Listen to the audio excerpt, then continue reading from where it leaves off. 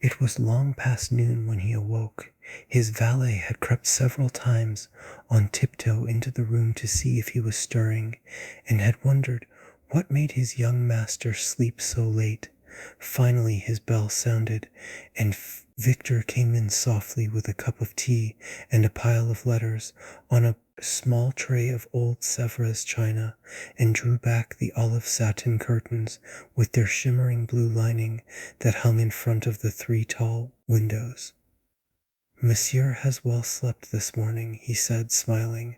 What o'clock is it, Victor? Asked Dorian Gray drowsily. 1 hour and a quarter, monsieur. How late it was. He sat up, and having sipped some tea, turned over his letters. One of them was from Lord Henry, and had been brought by hand that morning.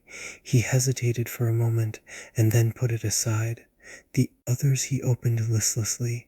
They contained the usual collection of cards, invitations to dinner, tickets for private views, programs of charity concerts, and the like that are showered on fashionable young men every morning during the season. There was a rather heavy bill for a chased silver Louis Quinze toilet set that he had not yet had the courage to send on to his guardians, who were extremely old-fashioned people, and did not realize that we live in an age when unnecessary things are our only necessities, and there were several very courteously worded communications from Jermyn Street moneylenders, offering to advance any sum of money at a moment's notice and at the most reasonable rates of interest. After about 10 minutes he got up, and throwing on an elaborate dressing gown of silk embroidered cashmere wool, passed into the onyx-paved bathroom. The cool water refreshed him after his long sleep. He seemed to have forgotten all that he had gone through. A dim sense of having taken part in some strange tragedy came to him once or twice, but there was the unreality of a dream about it. As soon as he was dressed, he went into the library and sat down to a light French breakfast that had been laid out for him on a small round table close to the open window. It was an exquisite day. The warm air seemed laden with spices. A bee flew in and buzzed round the blue dragon bowl that, filled with sulphur-yellow roses, stood before him. He felt perfectly happy. Suddenly his eye fell on the screen that he had placed in front of the portrait, and he started. Too cold for monsieur? Asked his valet, putting an omelette on the table. I shut the window? Dorian shook his head. I am not cold, he murmured. Was it all true? Had the portrait really changed, or had it been simply his own imagination that had made him see a look of evil where there had been a look of joy? Surely a painted canvas could not alter. The thing was absurd. It would serve as a tale to tell Basil some day. It would make him smile. And yet, how vivid was his recollection of the whole thing. First in the dim twilight, and then in the bright dawn, he had seen the touch of cruelty round the warped lips. He almost dreaded his valet leaving the room. He knew that when he was alone he would have to examine the portrait. He was afraid of certainty. When the coffee and cigarettes had been brought and the man turned to go, he felt a wild desire to tell him to remain. As the door was closing behind him, he called him back. The man stood waiting for his orders. Dorian looked at him for a moment. I am not at home to anyone, Victor, he said with a sigh. The man bowed and retired. Then he rose from the table, lit a cigarette, and flung himself down on a luxuriously cushioned couch that stood facing the screen. The screen was an old one of gilt Spanish leather, stamped and wrought with a rather florid Louis XIV pattern. He scanned it curiously, wondering if ever before it had concealed the secret of a man's life. Should he move it aside after all? Why not let it stay there? What was the use of knowing? If the thing was true, it was terrible. If it was not true, why trouble about it? But what if, by some fate or deadlier chance, eyes other than his spied behind and saw the horrible change? What should he do if Basil Hallward came and asked to look at his own picture? Basil would be sure to do that.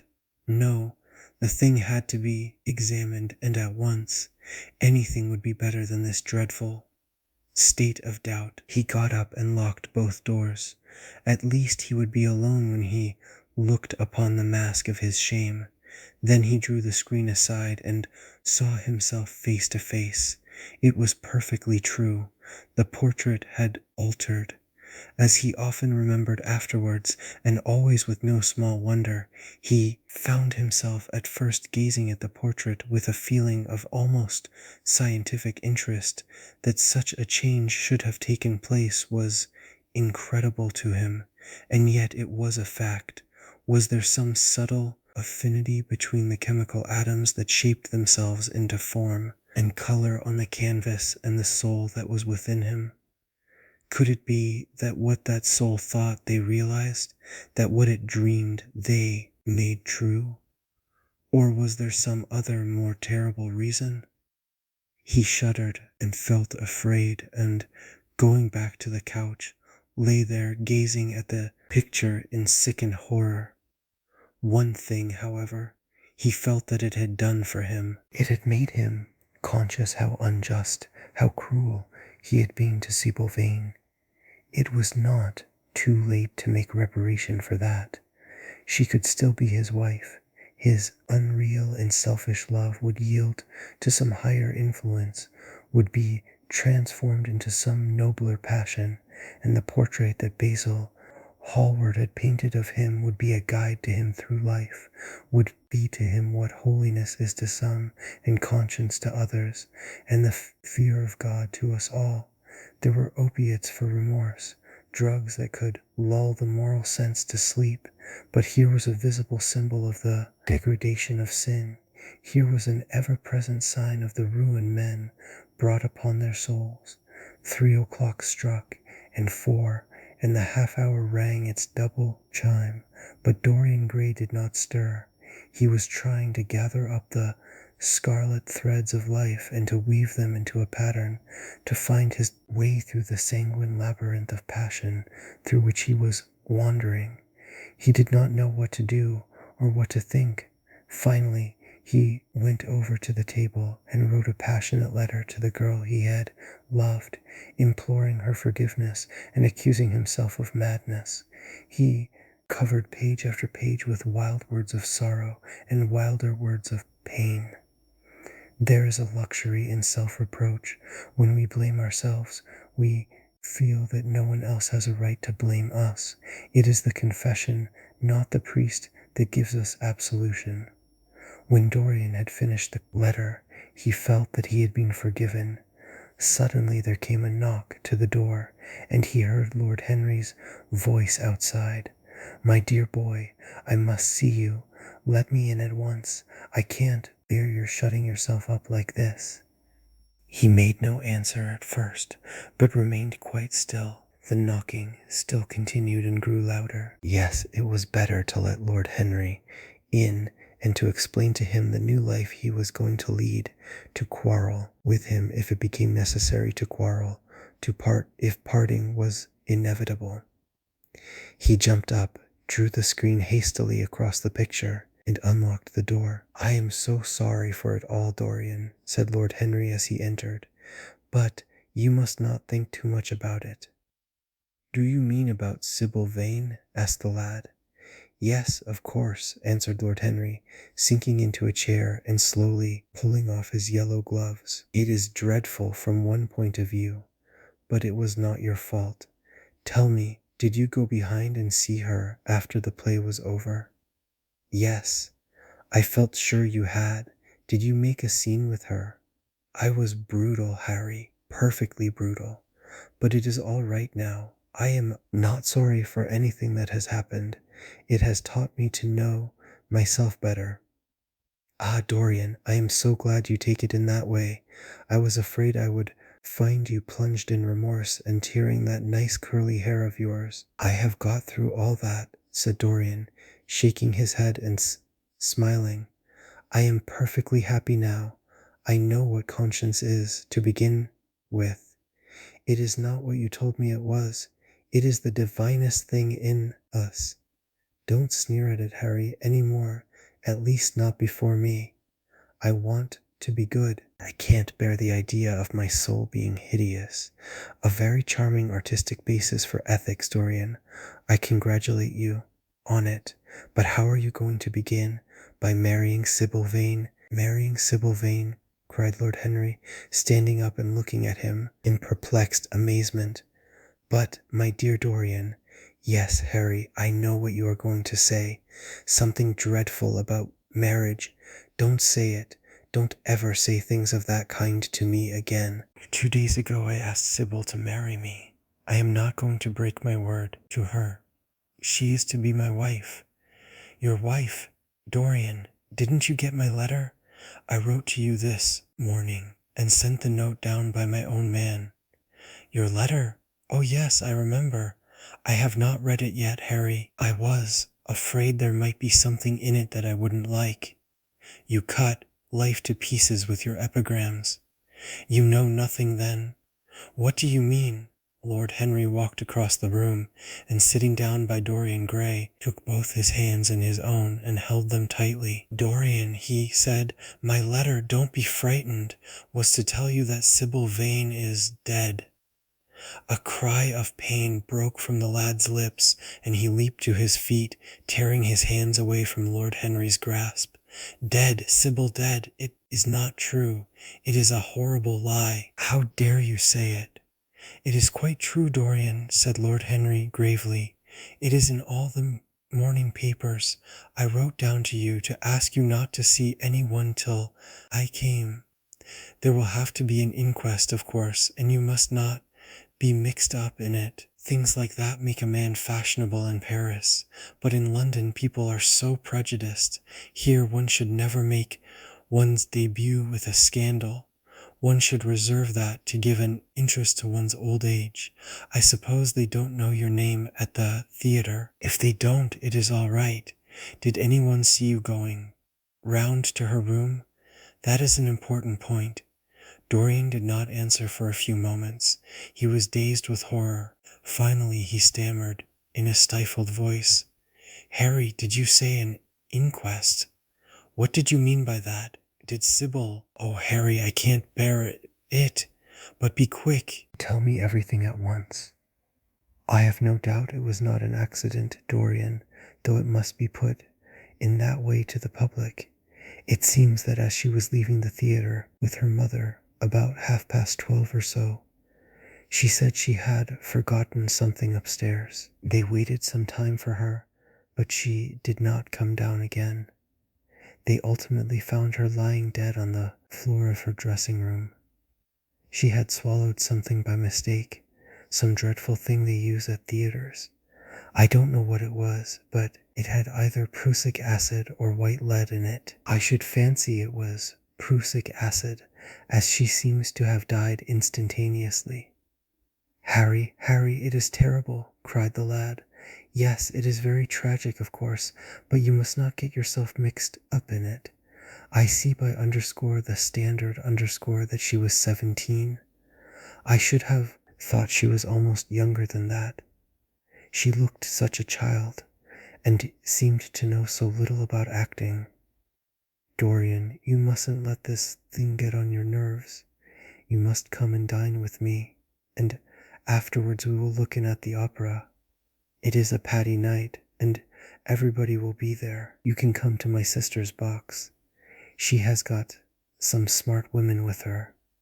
So I have murdered Sybil Vane, said Dorian Gray, half to himself. Murdered her as surely as if I had cut her little throat with a knife. Yet the roses are not less lovely for all that. The birds sing just as happily in my garden, and tonight I am to dine with you, and then go on to the opera and sup somewhere, I suppose, afterwards. How extraordinarily dramatic life is! If I had read all this in a book, Harry, I think I would have wept over it. Somehow, now that it has happened actually, and to me it seems far too wonderful for tears. Here is the first passionate love letter I have ever written in my life. Strange that my first passionate love letter should have been addressed to a dead girl. Can they feel, I wonder, those white, silent people we call the dead? Sybil, can she feel or know or listen? Oh, Harry, how I loved her once. It seems years ago to me now. She was everything to me. Then came that dreadful night. Was it really only last night? When she played so badly, and my heart almost broke. She explained it all to me. It was terribly pathetic, but I was not moved a bit. I thought her shallow. Suddenly something happened that made me afraid. I can't tell you what it was, but it was terrible. I said I would go back to her. I felt I had done wrong, and now she is dead. My God, Harry, what shall I do? You don't know the danger I am in, and there is nothing to keep me straight.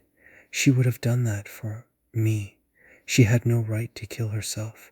It was selfish of her. My dear Dorian, answered Lord Henry, taking a cigarette from his case and producing a gold laden matchbox. The only way a woman can ever reform a man is by boring him so completely that he loses all possible interest in life. If you had married this girl, you would have been wretched. Of course you would have treated her kindly. One can always be kind to people about whom one cares nothing. But she would have soon found out that you were absolutely indifferent to her. And when a woman finds that out about her husband, she either becomes dreadfully dowdy or wears very smart bonnets that some other woman's husband has to pay for. I say nothing about the social mistake, which would have been abject, which of course I would not have allowed, but I assure you that, in any case, the whole thing would have been an absolute failure. I suppose it would, muttered the lad, walking up and down the room and looking horribly pale. But I thought it was my duty. It is not my fault that this terrible tragedy has prevented my doing what was right. I remember your saying once that there is a fatality about good resolutions, that they are always made too late. Mine certainly were. Good resolutions are useless attempts to interfere with scientific laws.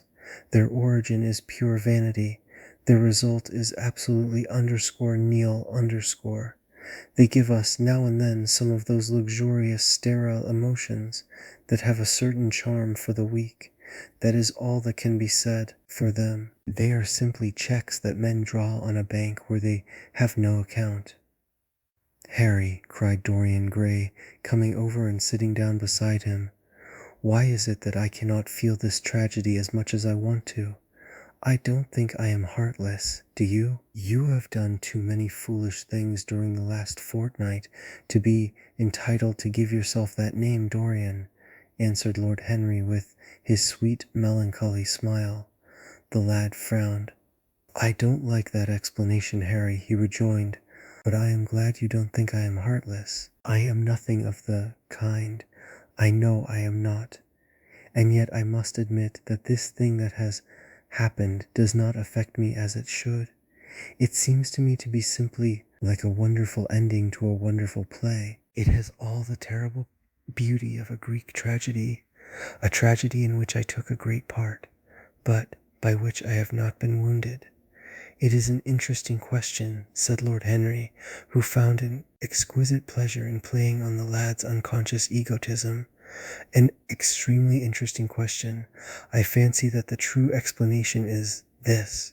It often happens that the real tragedies of life occur in such an inartistic manner that they hurt us by their crude violence, their absolute incoherence, their absurd want of meaning, their entire lack of style. They affect us just as vulgarity affects us. They give us an impression of sheer brute force, and we revolt against that. Sometimes, however, a tragedy that possesses artistic elements of beauty crosses our lives.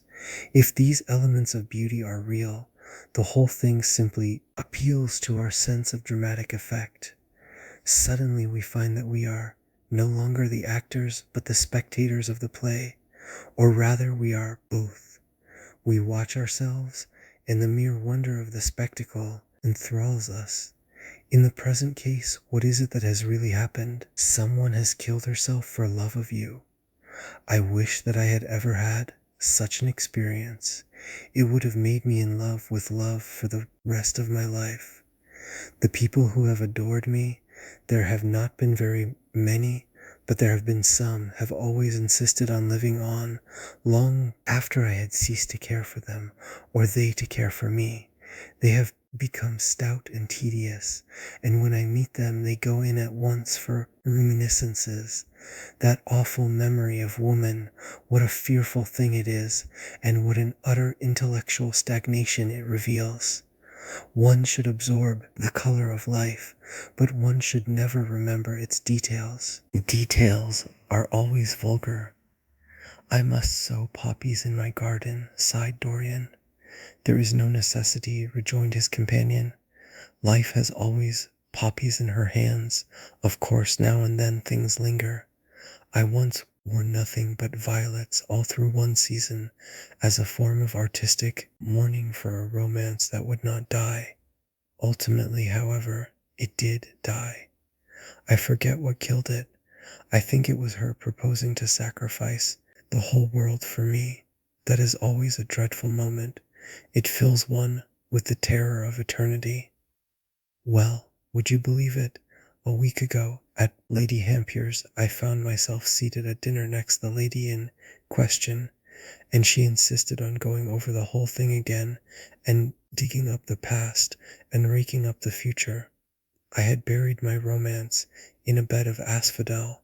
She dragged it out again and assured me that I had spoiled her life. I am bound to state that she ate an enormous dinner, so I did not feel any anxiety. But what a lack of taste she showed. The one charm of the past is that it is the past. But women never know when the curtain has fallen. They always want a sixth act, and as soon as the interest of the play is entirely over, they propose to continue it. If they were allowed their own way, every comedy would have a tragic ending, and every tragedy would culminate in a farce. They are charmingly artificial, but they have no sense of art. You are more fortunate than I am. I assure you, Dorian, that not one of the women I have known would have done for me what Sybil Vane did for you. Ordinary women always console themselves. Some of them do it by going in for sentimental colors. Never trust a woman who wears mauve, whatever her age may be, or a woman over 35 who is fond of pink ribbons. It always means that they have a history. Others find a great consolation in suddenly discovering the good qualities of their husbands. They flaunt their conjugal felicity in one's face as if it were the most fascinating of sins. Religion consoles some. Its mysteries have all the charm of a flirtation, a woman once told me, and I can quite understand it. Besides, nothing makes one so vain as being told that one is a sinner. Conscience makes egotists of us all. Yes, there is really no end to the consolations that women find in modern life. Indeed, I have not mentioned the most important one. What is that, Harry? Said the lad listlessly. Oh, the obvious consolation, taking someone else's admirer when one loses one's own. In good society that always whitewashes a woman. But really, Dorian, how different Sybil Vane must have been from all the women one meets. There is something to me quite beautiful about her death. I am glad I am living in a century when such wonders happen. They make one believe in the reality of the things we all play with, such as romance, passion, and love. I was terribly cruel to her. You forget that. I am afraid that women appreciate cruelty, downright cruelty, more than anything else. They have wonderfully primitive instincts. We have emancipated them, but they remain slaves looking for their masters all the same. They love being dominated. I am sure you are splendid. I have never seen you really and absolutely angry, but I can fancy how delightful you looked. And after all, you said something to me the day before yesterday that seemed to me at the time to be merely fanciful, but that I see now was absolutely true, and it holds the key to everything. What was that, Harry? You said to me that Sybil Vane represented to you all the heroines of romance, that she was Desdemona one night and Ophelia the other, that if she died as Juliet, she came to life as Imogen. She will never come to life again now, muttered the lad, burying his face in his hands. No, she will never come to life. She has played her last part. But you must think of that lonely death in the tawdry dressing room simply as a strange lurid fragment from some Jacobean tragedy, as a wonderful scene from Webster or Ford or Cyril Tourneur. The girl never really lived, and so she has never really died. To you, at least, she was always a dream, a phantom that flitted through Shakespeare's plays and left them lovelier for its presence, a reed through which Shakespeare's music sounded richer and more full of joy. The moment she touched actual life, she marred it, and it marred her, and so she passed away. Mourn for Ophelia if you like. Put ashes on your head because Cordelia was strangled. Cry out against heaven because the daughter of Brabantio died. But don't waste your tears over Sybil Vane. She was less real than they are. There was a silence. The evening darkened in the room, noiselessly, and with silver feet the shadows crept in from the garden. The colors faded wearily out of things. After some time Dorian Gray looked up. You have explained me to myself, Harry, he murmured with something of a sigh of relief. I felt all that you have said, but somehow I was afraid of it, and I could not express it to myself. How well you know me. But we will not talk again of what has happened. It has been a marvelous experience. That is all. I wonder if life has still in store for me anything as marvelous. Life has everything in store for you, Dorian. There is nothing that you, with your extraordinary good looks, will not be able to do. But suppose, Harry, I became haggard, and old and wrinkled. What then? Ah, then, said Lord Henry, rising to go. Then, my dear Dorian, you would have to fight for your victories. As it is, they are brought to you. No, you must keep your good looks. We live in an age that reads too much to be wise, and that thinks too much to be beautiful. We cannot spare you. And now you had better dress and drive down to the club. We are rather late, as it is. I think I shall join you at the opera, Harry. I feel too tired to eat anything. What is the number of your sister's box? 27, I believe. It is on the grand tier. You will see her name on the door, but I am sorry you won't come and dine. I don't feel up to it, said Dorian listlessly, but I am awfully obliged to you for all that you have said to me. You are certainly my best friend. No one has ever understood me as you have. We are only at the beginning of our friendship, Dorian, answered Lord Henry, shaking him by the hand. Goodbye. I shall see you before 9:30, I hope. Remember, Patty is singing. As he closed the door behind him, Dorian Gray touched the bell, and in a few minutes Victor appeared with the lamps and drew the blinds down. He waited impatiently for him to go.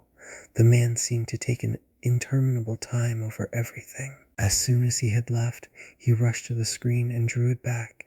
No, there was no further change in the picture. It had received the news of Sybil Vane's death before he had known of it himself. It was conscious of the events of life as they occurred. The vicious cruelty that marred the fine lines of the mouth had, no doubt, appeared at the very moment that the girl had drunk the poison, whatever it was. Or was it indifferent to results? Did it merely take cognizance of what passed within the soul? He wondered, and hoped that some day he would see the change taking place before his very eyes, shuddering as he hoped it. Poor Sybil, what a romance it had all been. She had often mimicked death on the stage. Then death himself had touched her and taken her with him. How had she played that dreadful last scene? Had she cursed him as she died?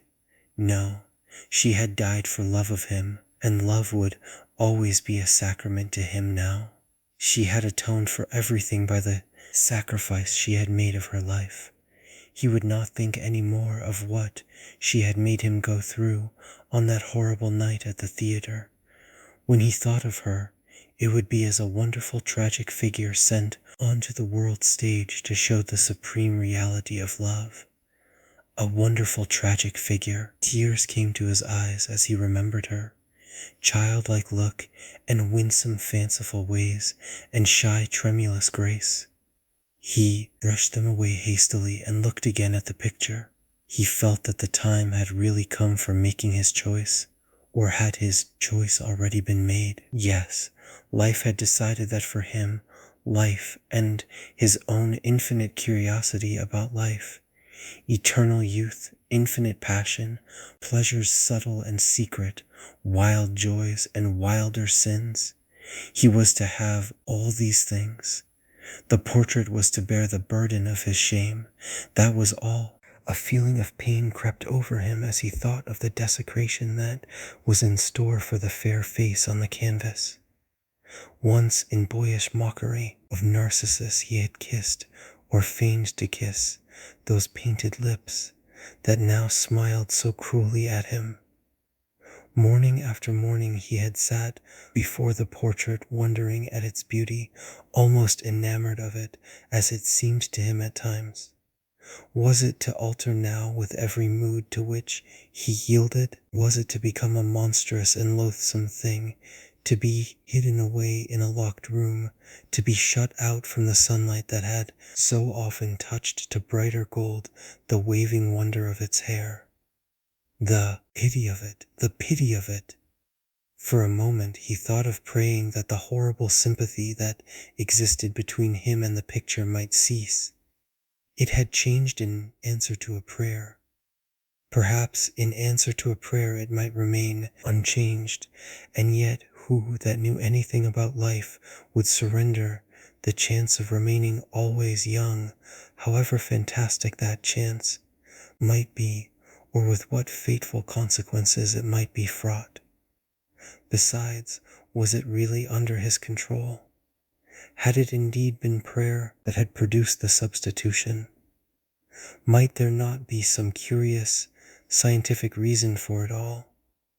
If thought could exercise its influence upon a living organism, might not thought exercise an influence upon dead and inorganic things?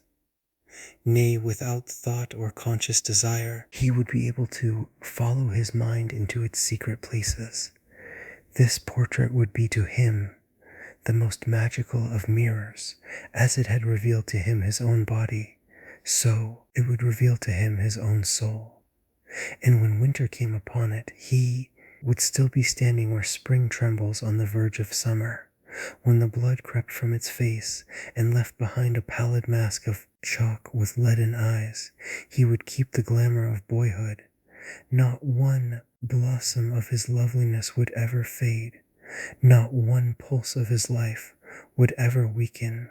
Like the gods of the Greeks, he would be strong and fleet and joyous. What did it matter what happened to the colored image on the canvas? He would be safe. That was everything.